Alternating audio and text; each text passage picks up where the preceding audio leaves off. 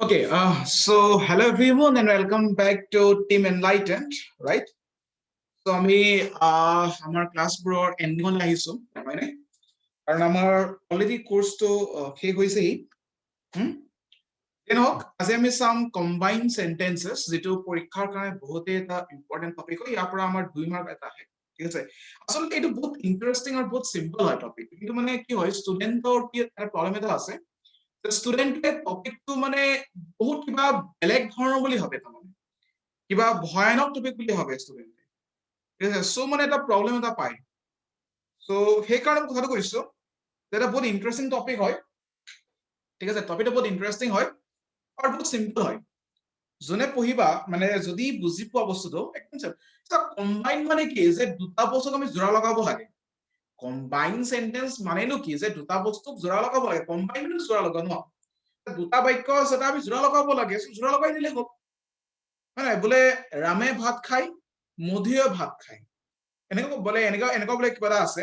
বোলে ৰামে ভাত খালে ৰাম স্কুললৈ গ'ল তাৰমানে কি হ'ব ৰামে ভাত খাই স্কুললৈ গ'ল জোৰাহে লগাব লাগে ৰামে ভাত খালে ৰাম স্কুললৈ গ'ল ৰামে ভাত খাই স্কুললৈ গ'ল হয় নহয় ৰামে গান গাব জানে ৰামে নাচিবও জানে ৰামে গানো গাব জানে আৰু নাচিবও জানে মানে আমি জোৰা লগাব লাগিব যেনেকৈ আমি জোৰা লগাব সেইটো আমাৰ কথা কি হৈছে আমাৰ কম্বাইন সেন্টেন্স হয়নে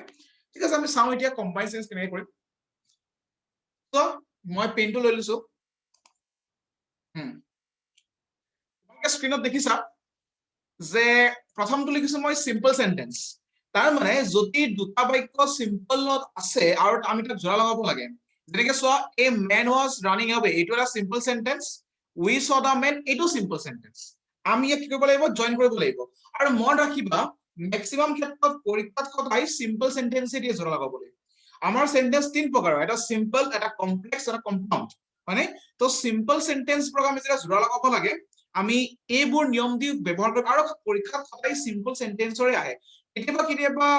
কম্পাউণ্ড দিব পাৰে কিন্তু ম্যাক্সিমাম ক্ষেত্ৰত সিম্পল সেন্টেন্স দিয়ে পৰীক্ষাত আহে যেনক আমি চাওঁ এতিয়া চোৱা দুটা বাক্য আমি জোৰা লগাবৰ কাৰণে আমাৰ বহুত নিয়ম আছে প্ৰথম নিয়মটো হৈছে এটা প্ৰেজেন্ট পাৰ্টিসিপল ব্যৱহাৰ কৰি প্ৰেজেন্ট পাৰ্টিসিপল কি হয় এটা আইএনজি শব্দ হয় প্ৰেজেন্ট পাৰ্টিসিপল মই আগতে বুজাইছিলো প্ৰেজেন্ট পাৰ্টিসিপল হৈছে এটা আইএনজি শব্দ যিটো আইএনজি শব্দ আমি এজ এ এডজেক্টিভ ব্যৱহাৰ কৰিব পাৰো ঠিক আছে এজ এন এডজেক্টিভ ব্যৱহাৰ কৰিব পাৰো আৰু যদি আইএনজি শব্দটো নাউন হিচাপে ব্যৱহাৰ কৰিছো তেতিয়াহ'লে কি তোমাৰ ডেৰান্ট হয় আৰু যদি তুমি আইএনজি শব্দটো এডজেক্টিভ ফৰ্ম হিচাপে ব্যৱহাৰ কৰিছা এটা প্ৰেজেন্ট পাৰ্টিসিপল হয় ইমান মাথা মাৰিব নালাগে খালি এক্সাম্পল কেইটা চালে গম পাই যাবা চোৱা কি লিখিছো মই A man was running away we saw the man মানুহ এজনে দৌৰি আছিলে মানে আমি মানুহক দেখিলো আপুনি কি হ'ব আমি দৌৰি থকা মানুহজনক দেখিলো অসমীয়াত কনভাৰ্ট কৰি লবা প্ৰশ্নটো হৈছে মানুহ এজনে দৌৰি আছিল আমি মানুহজনক দেখিলো তো মই কেনেকৈ লিখিম এটা জোৰা লগাই পেলাই যে আমি দৌৰি থকা মানুহজনক দেখিলো যে we saw a man running away হয় নহয় we saw a man running away next one the tiger saw the hunter then it ran away কি কৰিব লাগে চোৱা এই saw শব্দটোৰ আইএনজি কৰি দিবা যেনেকৈ কি হৈ যাব sing the hunter হয়নে sing the hunter the tiger ran away ফৰ্মেটটো মানে তেনেকুৱা হয় বুজি পাইছানে আকৌ চোৱা he was tired he sat down to rest he টো কলে নিবা পিছলৈ নিব লাগিব was ৰ কাৰণে কি হ'ব being লিখিবা was ৰ লিখিবা being লিখিবা তাৰ মানে আমি আইএনজি কৰিব লাগে আমি কি কৰিব লাগে আইএনজি কৰিব লাগে আকৌ চোৱা আইএনজি কেনেকৈ কৰিম এইটো চোৱা the tiger saw the hunter saw শব্দটোৰ আইএনজি কি হ'ব saw শব্দৰ আইএনজি মানে কি এছ ডাবল সি শব্দ আইএনজি কি হ'ব sing তো আমি আগত লিখিলো sing the hunter টাইগাৰ কি কৰিবা পিছলৈ নিবা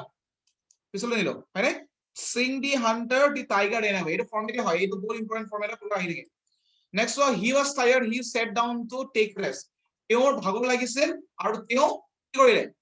তেওঁ he sat down to take rest তাৰমানে তেওঁ বহিলে নহয় তো আৰাম কৰিবলৈ বহিলে তোমালোকে কেনেকৈ লিখিব পাৰিছো আমি যে being tired he sat down to take rest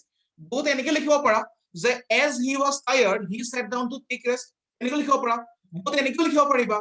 he sat down to take rest because he was tired আমি জোৰাহে লগাব লাগে কথাটো হৈছে আমি খালি কানেক্ট কৰিব লাগে তুমি যেনেকৈ জোৰা লগোৱা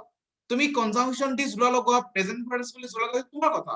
কথাটো হৈছে আমি জোৰা লগাব লাগে এটা বাক্যটো জোৰা লগোৱা বহুত পদ্ধতি আছে মই এটা পদ্ধতি দেখাইছো সেইটো হৈছে তোমাৰ প্ৰেজেন্ট পাৰ্টিচিপল মানে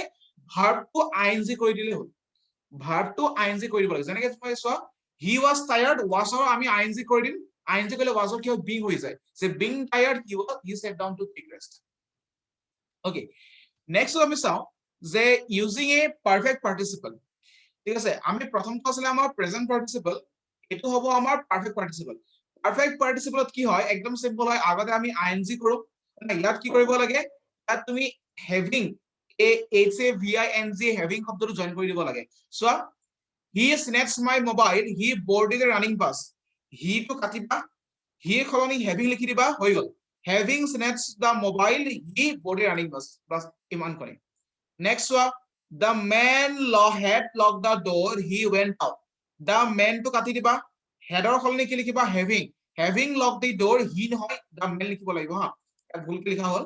কিন্তু তুমি লিখিবা the man ঠিক আছে having locked the door he লিখি the man লিখিবা কাৰণ the man টো উল্লেখ কৰিব লাগিব না বাক্যত the man উল্লেখ কৰিব লাগিব ঠিক আছে having locked the door the man had আকৌ চোৱা the hunter looked over the rock he saw the man eater তো hunter তো প্ৰথমে কাটিম hunter পিছলৈ নিব লাগিব সো লুকৰ কাৰণে আমি কি লিখিম লুকিং লিখিব পাৰা বা হেভিং লুক লিখিব পাৰা having look the dog he নহয় হান্টাৰ বহিব ঠিক আছে ইয়াত হান্টাৰ আহিব হি খলনি হান্টাৰ লিখিবা having look over the dog he saw the man বাস মানে ঠিক আছে সো এই বাক্যবোৰ অলপ বহুত ইজি ধৰণে কৰিব পাৰি আৰু মানে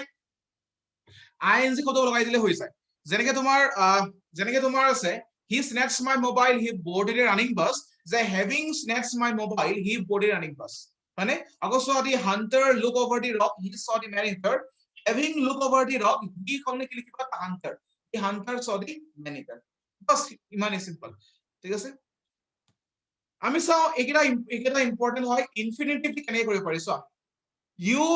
ইনফিনিটিভ মানে কি হয় ইনফিনিটিভ মানে হৈছে to plus the verb infinitive মানে কি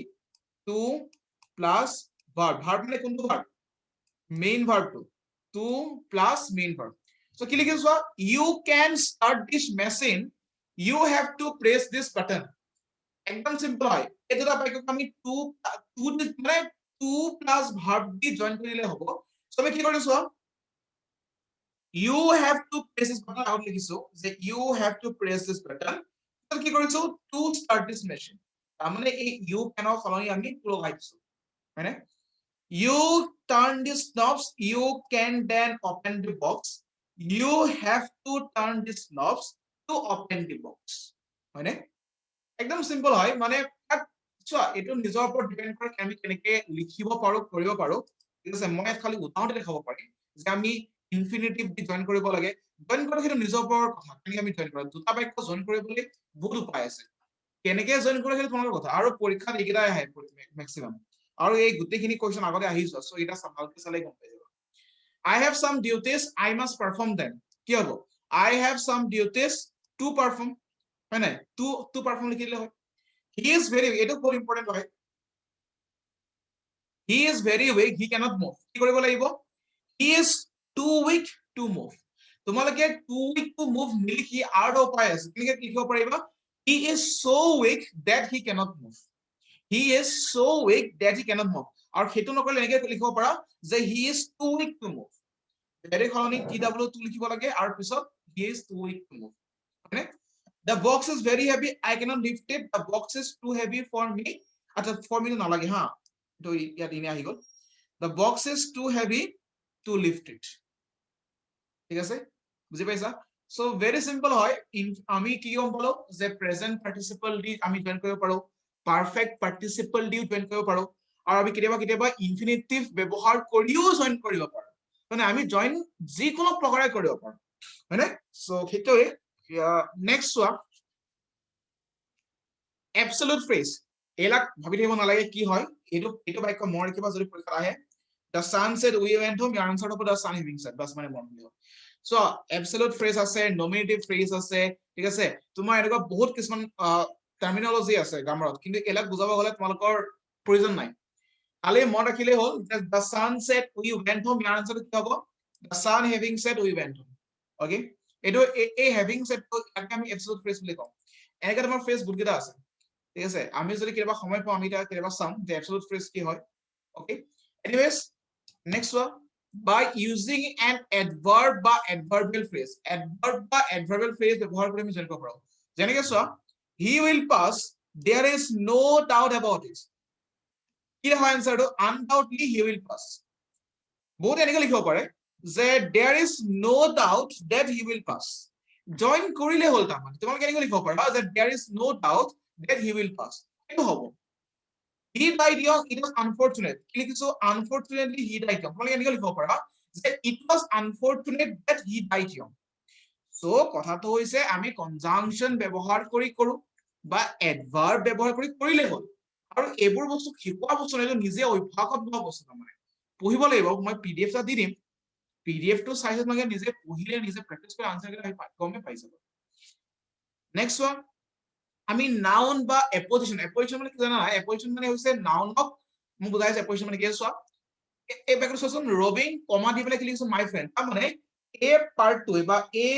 এ পাৰ্টটো যে ৰঙা মই যাক কালাৰ কৰিছো এ পাৰ্টটোৱে এই ৰবিন এই নাউনৰ কথা উল্লেখ কৰিছে মানে নাউনক বুজাইছে হয়নে সো এটা বাক্যৰ যিকোন পাৰ্ট যিকোন তোমাৰ মানে যিকোন তোমাৰ পাৰ্ট আৰু যিটো সেন্টেন্সৰ যিকোন পাৰ্টে নাউনক স্পেসিফাই কৰিব বা নাউনক তোমাৰ কি কৰিব মানে নাউনটো বুজাব বা নাউনক স্পেসিফাই কৰে ঠিক আছে আমি তাকে আমি সাধাৰণতে এপজিশন বুলি কওঁ মানে সো ৰবিন আৰু এপজিশনৰ কেতিয়াও দান হ'বহে আৰু এপজিশনটো কি কৰা হয় সদায় কমাৰ মাজত লিখা হয় দুটা কমাৰ মাজত লিখা হয় so Robin is my friend he is a journalist Robin comma my friend is a journalist বহুতে আনসাৰ এনেকৈ লিখে যে Robin who is my friend is a journalist এটো আনসাৰ হয় সো আনসাৰটো লিখিলে হয় না যিকোনো ধৰণে আৰু এই গুটেইখিনি এক্সামত আহি যোৱা প্ৰশ্ন নাপায় এইখিনি যিমানখিনি কোৱেশ্চন লিখিছা এই গুটেইখিনি তোমাৰ এক্সাম্পল আহি যোৱা my uncle built this bridge he is an engineer in the PWD my uncle an engineer in the PWD built this bridge তোমাক এনেকৈ লিখিব পাৰা যে my uncle who is an engineer in the PWD built this bridge so আনসাৰটো কৰিলে হয় না Alexander was the king of Macedonia he invaded India Alexander the king of Macedonia invaded India হ'ব next one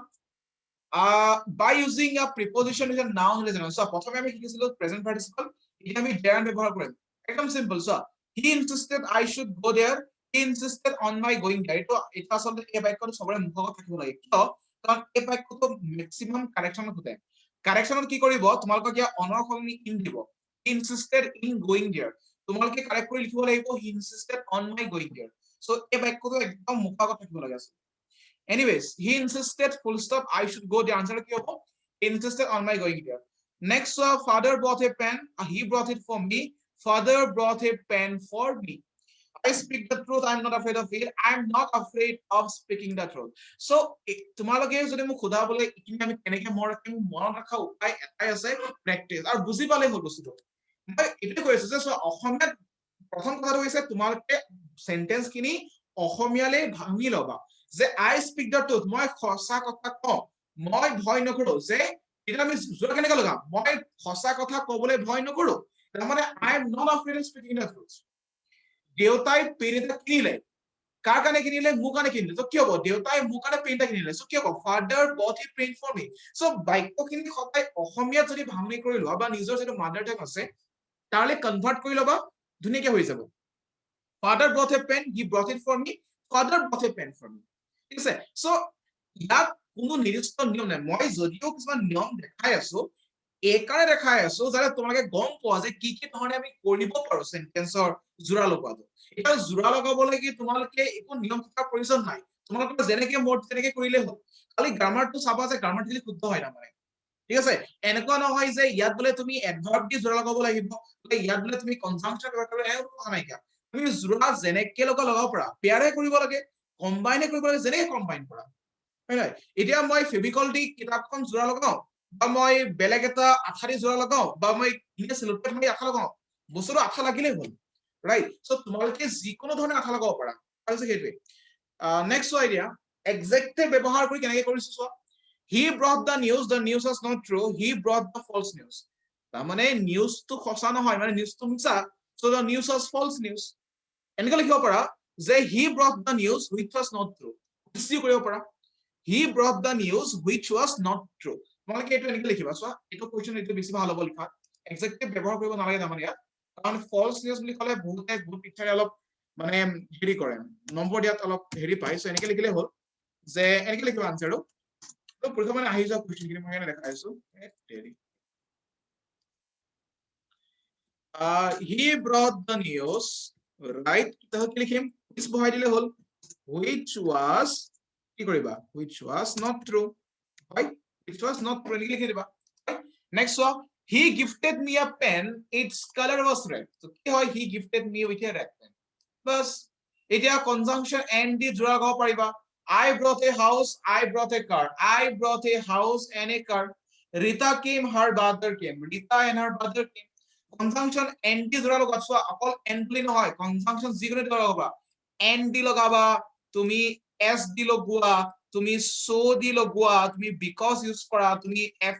for use কৰা তুমি do use কৰা তুমি yet use কৰা ঠিক আছে তুমি although ইউজ কৰা তুমি যিকোনো conjunction ব্যৱহাৰ কৰিবা অকল বলে and সেইটো নহয় কথাটো হৈছে দুটা বাক্য যেনেকে নহওক জোৰা লাগিলে হল and দি জোৰা লগাইছা for দি জোৰা লগাইছা because দি কৰিছা কোনো নাচাই কথাটো হৈছে যে আমি আনসাৰটো জোৰা লগাব লাগে কাৰণে জোৰা লগালে হল ক্লিয়াৰ হৈছে সো অকল and যে হেতু অকল and মানে and দি নহয় সব এভৰিথিং যিমান আছে গুটেখিনি জোৰা লগাব পাৰি and আছে as for so যিমান আছে সকলো আমি জোৰা লগাব পাৰো ওকে নেক্সট ওয়ান যদি তোমাক কমপ্লেক্স সেন্টেন্স দি পেলাই দিয়ে হয় না মানে কথাটো হৈছে দুটা বাক্য আছে বাক্য দুটাক আমি কমপ্লেক্স সেন্টেন্স কেনেকৈ বনাব পাৰিম আগৰ বাক্যবোৰ আমি কি কৰিছো সিম্পল সেন্টেন্স বনাইছো আগৰ বাক্যখিনি আমাৰ যিমান কেইটা বাক্য দিয়া আছে আমি বাক্যকেইটা সিম্পল বনাইছো এতিয়া আমি দুটা বাক্য দিয়া আছে আমি তাক জোৰা লগাই কমপ্লেক্স বনাম একদম সিম্পল হয় নাউন প্লাস ডেড হুইচ হলে পাইব পাৰিলে চোৱা you insulted him this is his complaint his complaint is that you insulted him প্ৰকাৰ আহি গৈছে কৰে the earth is round we can prove it we can prove that the earth is round হয় মানে আমি that ব্যৱহাৰ কৰিছো ন ইয়াত মানে আমি that ব্যৱহাৰ কৰিছো we should drop the plan that is my suggestion is that we should drop the আমি that ব্যৱহাৰ কৰিছো কৰিব পাৰা একো জানা নহয় executive clause কেনে কৰিবা a boy said this I know the boy who said this এজন লৰাই কথাটো কৈছিল লৰাজনক মই চিনি পাওঁ যিজন লৰাই কথাটো কৈছিল মই তেওঁক চিনি পাওঁ মানে I know the boy who said this হেনে কৈছো যে অসমীয়াত ভাঙনি কৰিলে আনসাৰ ওলাই পৰে এটা কোনো সিম্পল এটো কোনো গ্ৰামাৰ নহয় আসলে হয় নাই I have lost the pain you gave it to me মই পেইনটো হেৰুৱালো পেইনটো তুমি মোক দিছিলা যিটো পেইন তুমি মোক দিছিলা মই তাক হেৰুৱালো মানে যে I lost the pain that you gave me হয় নহয় next one where he has gone do you know it তুমি তেওঁ কলে গৈছে তুমি জানা নেকি তুমি জানা নেকি যে তেওঁ কলে গৈছে মানে তো কি লিখিম do you know where he has gone এটা ইয়াত বহুতে ভুল এটা কৰে মই ভুলটো দেখাই দিছো বহুতে ভুল কি কৰে বহুতে আনসাৰ লিখিব do you know where has he gone নেকি এটো ভুল হ'ব কিন্তু where ৰ পিছত has বহিব কেতিয়া বহিব যেতিয়া where দি বাক্যটো আৰম্ভ হয় প্ৰশ্নবোধক যদি বাক্য মানে যদি ইন্টাৰোগেটিভ সেন্টেন্স হয় আৰু ইন্টাৰোগেটিভ সেন্টেন্স হলে যদি where দি আৰম্ভ হয় ইন্টাৰোগেটিভ সেন্টেন্স যদি তোমাৰ where দি আৰম্ভ হয় যেনে where did he go where do you live তেতিয়া তোমাৰ where ৰ পিছত ভাৰ্বটো বহিব কিন্তু যদি তুমি ইন্টাৰোগেটিভ বাক্য হক বা নহক যদি তোমাৰ where টো বাক্যৰ আৰম্ভণিত নবহি পিছত বহে মানে মাজত বহিছে তেতিয়া where ৰ পিছত সদায় সাবজেক্ট নাউন বা প্ৰনাউন কি সাবজেক্টে বহিব তাৰ পাছতে ভাৰ্ব বহিব আৰু এই প্ৰশ্নৰ কাৰেকচনটো খুব আহি থাকে মই কি কৈছো যদি where টো বাক্যৰ আগত বহে যেনে where did he go এতিয়া তোমাৰ where ৰ পিছত ভাৰ্বটো বহিব কিন্তু যদি where টো বাক্যৰ মাজত বহিছে লাগিলে কি ইন্টাৰোগেটিভ হক বা নহক তেতিয়া কিন্তু তোমাৰ where ৰ পিছত ভাৰ্ব নহয় সাবজেক্টে বহিব বুজিছা where টো বাক্যৰ মাজত আছে মানে সাবজেক্ট বহিছে তাৰ পিছত ভাৰ্ব বহিব এটা ভুল নকৰিবা এটা বহিব ভুল কৰে তাৰ ফলত আনসাৰ কাটি দিব লগা what are you making let me see what you are making what are you making নহয় what you are making I have seen you somewhere I cannot remember where I have seen you হয় না আৰু এইটো প্ৰশ্ন লাষ্টত বহুত আহি থাকে where does he live? Do you know it? Do you know where he lives? এটো example দিছো মানে এটো তোমাৰ হেৰিটো আহে কি কয় কাৰেকশনটো বহুত পাৰ আহে প্ৰশ্ন ঠিক আছে কাৰেকশন কি কৰিব লাগে জানা নাই এইটো কাৰেকশন এইটো কোৱেশ্চন কাৰেকশন কেনেকৈ আহে কোৱেশ্চনটো মই দিয়া আহিব do you know where does he live তো সেইটো নহয় মই কৈ আছো যে where পিছত কিটা ডাস নবহিব বাক্যৰ মাজত থাকিলে সো আনসাৰ কি হ'ব where he lives হয়নে সো কিন্তু আৰু কথাখিনি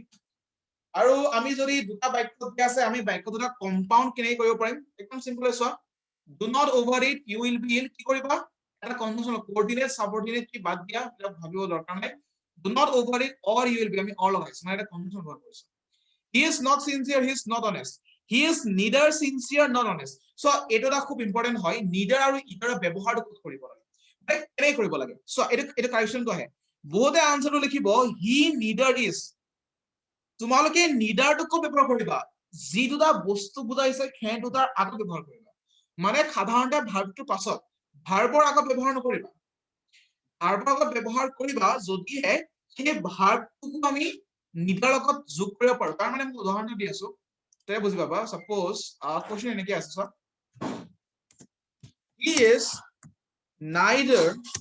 he is neither a poet nor a you can say nor a singer যে তেওঁ গায়কো নহয় তেওঁ হেৰি নহয় কবিও নহয় আকৌ যদি এনেকৈ দিও he neither can read nor will try to read এটা চোৱা প্ৰথমটো চোৱা মই কি লিখিছো he is neither a poet nor a singer option কোনকেইটা অপশন কেইটা হৈছে a poet a singer সেইকাৰণে এহেত দুটাৰ আগত মই নিডাৰ লিখিব লাগিব কিন্তু এই বাক্যটোত চোৱা অপশন কোনকেইটা অপশনটো হৈছে তোমাৰ can read আৰু এটো হৈছে তোমাৰ will try to read সেইকাৰণে মই নিডাৰটো একদম এহেতৰ আগত লিখিছো মানে যিকেইটা অপশন মানে কি আৰু যিকেইটা তুমি পাবা মানে যিকেইটা তোমাৰ অপশন দিয়া অপশন মানে কি আৰু যেনিবা poet singer মানে যিকেইটা থাকে ন দুটাৰ ভিতৰত আমি দুটা বস্তুৰ ভিতৰত একো নাই বুজাই নাই নিডাৰে সো সেই দুটা বস্তুৰ আগত বা সেই দুটা বস্তুৰ লগত বহিব লাগিব এনেকুৱা নহয় যে তুমি হি নিডাৰ লিখিবা পিছত ইজ লিখিবা ভুল হ'ব হি নিডাৰ ইজ টু ভুল হয়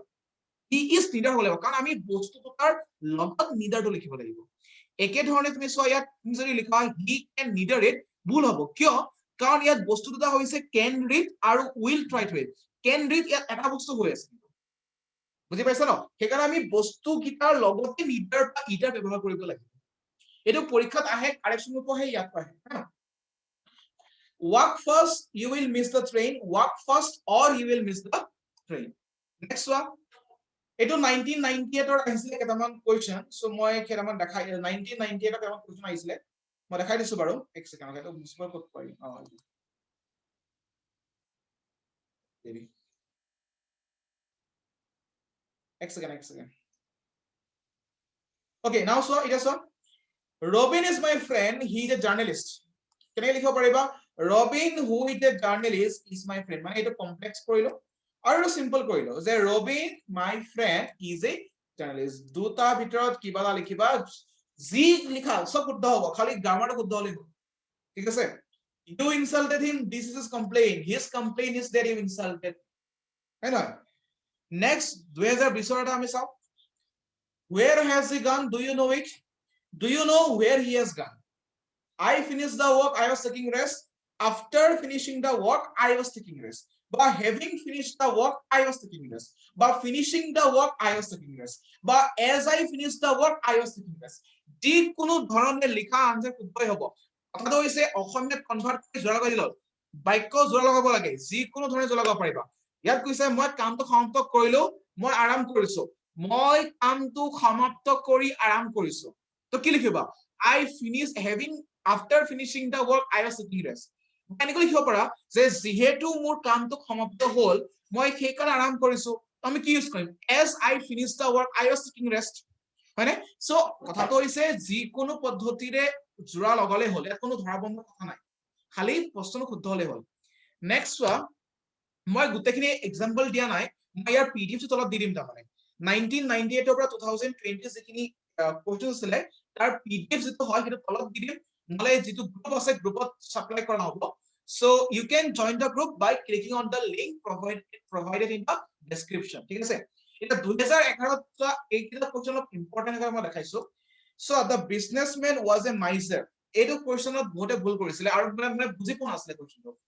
2011 চনত আহা যে বিজনেসম্যান জন মাইজাৰ মানে কি মাইজাৰ মানে কৃপণ মাইজাৰ ইজ এ কৃপণ যে ব্যৱসায় মানুহজন কৃপণ তেওঁ আজি জেনাৰেছলি কি কৈছে he has donated generally today businessman জন কৃপণ তেওঁ আজি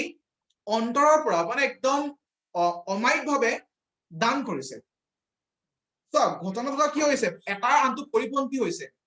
ঘটনাটো এটাৰ আনটো পৰিপন্থী যিজন মানুহে কৃপণ সেই মানুহজনে কেতিয়াও পইচা তোমাৰ দিল খুচ কৰি কেতিয়াও ডোনেট নকৰে কিন্তু বাক্যতে কেনেকৈ লিখা আছে যে মানুহজন কৃপণ আজি তেওঁ একদম অন্তৰৰ পৰা মানে একদম অমায়িকভাৱে কি কৰিছে দান কৰিছে তাৰমানে কি এটাৰ আনটো পৰিপন্থী সো আমি কি ব্যৱহাৰ কৰিম তাৰমানে আমি কি হ'ম অসমীয়াত যে যদিও মানুহজন কৃপণ আজি তেওঁ দান বৰঙণি অমায়িকভাৱে কৰিছে আমি যদিও বুলি কম ন অসমীয়াত যদি কম তোমাক কোনোবাই কয় যে মানুহজন কৃপণ তেওঁ আজি ভালদৰে দান দক্ষিণা দিছে আমি কি কম যে যদিও মানুহজন কৃপণ তথাপি আজি তেওঁ ভালদৰে দান বৰঙণি দিছে মানে কি দো ইউজ কৰিম though the businessman was a miser he has donated generously কমা দিবা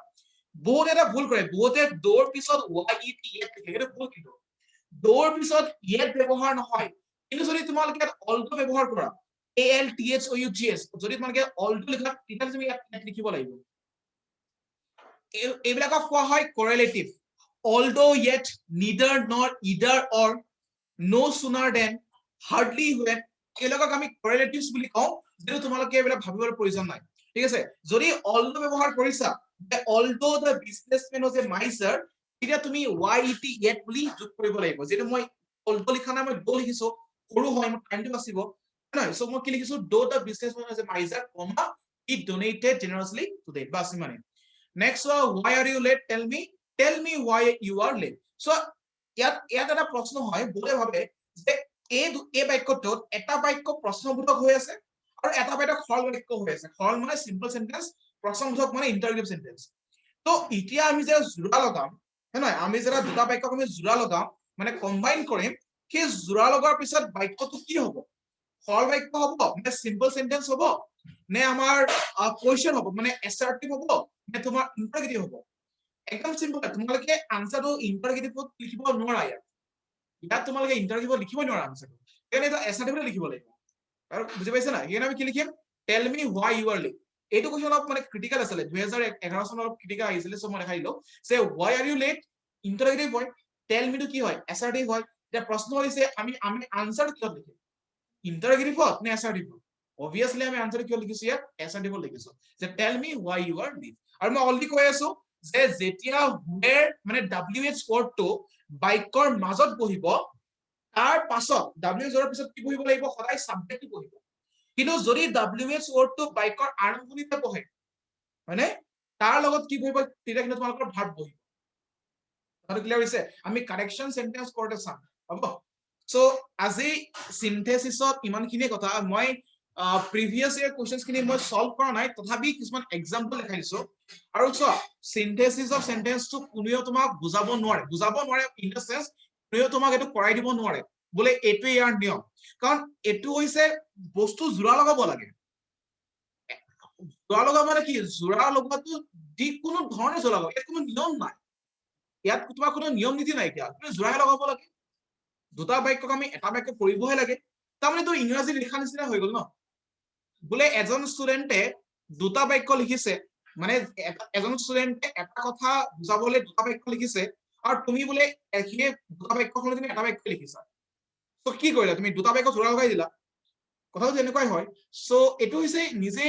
এটো তোমাৰ ডিপেন্ড কৰিব তুমি ইংৰাজী কিমানকে লিখিছা বা কিমান প্ৰেক্টিস কৰিছা ৰাইট আৰু এইখিনি একদম সিম্পল হয় পৰীক্ষাত একদম সিম্পল একদম কমন তো এইটো পৰে যে হি ইজ কি কয় he is poor he is honest he is poor but honest একদম common he is poor full stop he is honest কি হ'ব হি ইজ পোৰ বাট অনেষ্ট ঠিক আছে একদম কমন কোৱেশ্চন হেগিৰা সো ইমানখিনি আছিল আজিৰ কাৰণে মানে কি সিনথেসিসৰ কাৰণে ইমানখিনিয়ে থাকক আৰু যিটো ইয়াৰ PDF হয় তলত পাই যাবা খালি ইয়াৰ প্ৰেক্টিসও লাগিব ঠিক আছে যে কিমান কি আমি কৰিব পাৰো তাৰমানে so anyways thank you study well and hope to see you in the next future lectures